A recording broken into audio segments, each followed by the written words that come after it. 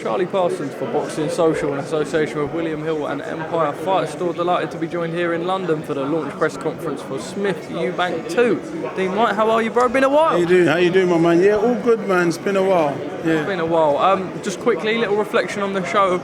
Last week, I believe it was, or the week before, one of the two, the week before. Oscar Bevis was there, told me it was a brilliant show, obviously covering for AFL. Like I say to you, whenever I speak to you, Melissa always speaks very highly about the production, everything involved. You're really trying to sell small hall, but to a bigger audience, give people a night out as well, make something special about it. And that's it, we just want them to feel special and get a bang for their buck, you know. So, yeah, that's what we're doing. So it's all good, you know what I mean? Prince Patel with his first fight on UK shores, how happy were you to deliver that? Yeah, do you know, it was good to bring Prince Patel back to the UK audience. Got a great fan base here. He's very vocal, knows how to sell himself, and done a great job by selling a load of tickets and obviously performing and delivering against a tough, durable guy that came to fight. So we're now in a position where he's come back and he's fought here on the British soil, and we're in a position for him now to look for potentially fighting for a world title shortly. So it's all good. We've got some negotiations to do with some people, but we've got a broadcaster that's interested in this. The world's his oyster right now, so it's good times ahead. Well, Dean, you're a proper boxing man. I think me and you will both agree that do you feel like he has to put some of those fights abroad in the sort of unknown destinations and against some of the questionable opponents behind him now and start with your management and advice, etc., moving with a proper trajectory against proper opponents, getting that world title fight? What we'd say about proper opponents, to be honest, because they're unknown to us doesn't mean they're not proper opponents. I understand they may be in Ghana or Tanzania or Europe, but these same opponents are the same opponents some people in the UK are continually fighting on Frank Warren shows or Eddie Hearn shows. When you're fighting at like these flyweight, 49, 50, 51 kg, they're very small. There's not a lot of boxers at that weight class. Only when you get to the world level, there's some decent boys there. If you notice, Sonny Edwards will face similar guys as him as well, because there's not a lot of guys at these kind of weights. Anyways, if you notice, a lot of these guys kind of push on quite fast, and there's some really talented guys. But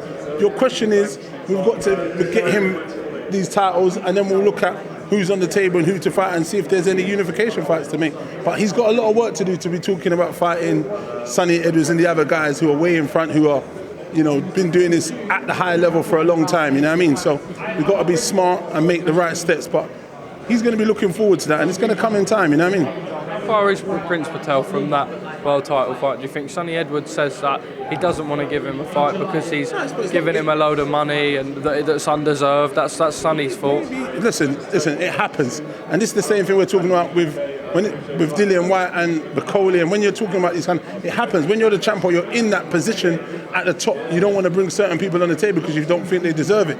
But we've got our own route, and that's what we're going to take. It might not be at the weight class what Sonny Edwards, but we've got an opportunity, and we're going to take that and go our route and hopefully deliver that belt to Prince Patel and Black Box Global, and then we'll see what's on the table for us to move around, and then we'll be in the position where we dictate who we fight and who we don't fight. It looks like we're a little bit rushed for time, I believe. Press conference sort of setting up behind us. Chris Eubank, firstly, why do you believe he's taken this fight and not the Conor Benn fight?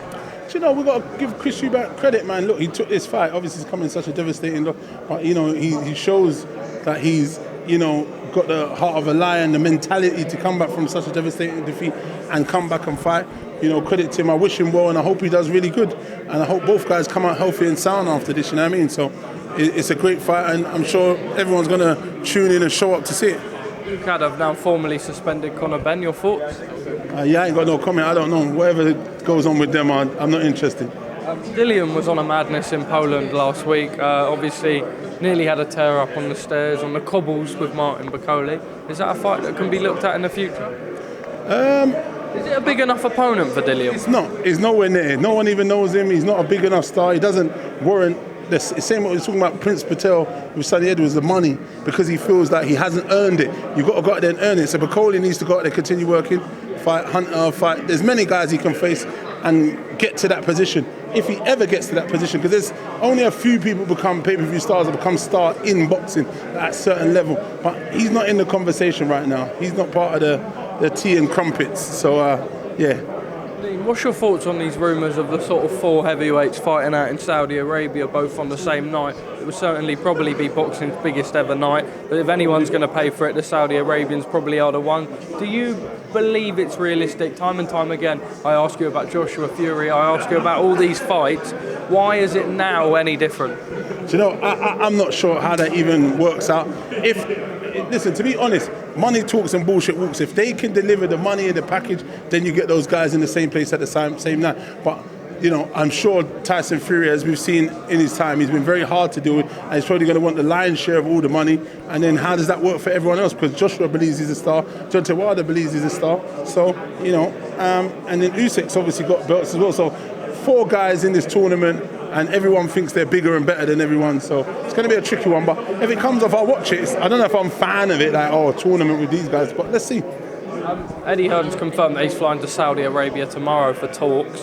The only person, and this sort of goes on what you were just saying there, Dean, that's actually officially denied any involvement with it all is Team Fury. What are your thoughts on that? I spoke to Aegis Kilmas at the weekend. They said that they're fed up with dealing with him. Are you surprised that he's the only person that's denied this sort of Saudi Arabia concept? What Tyson Fury says and what actually happens and what gets delivered is 2 totally different things. So yeah, I'm not sure.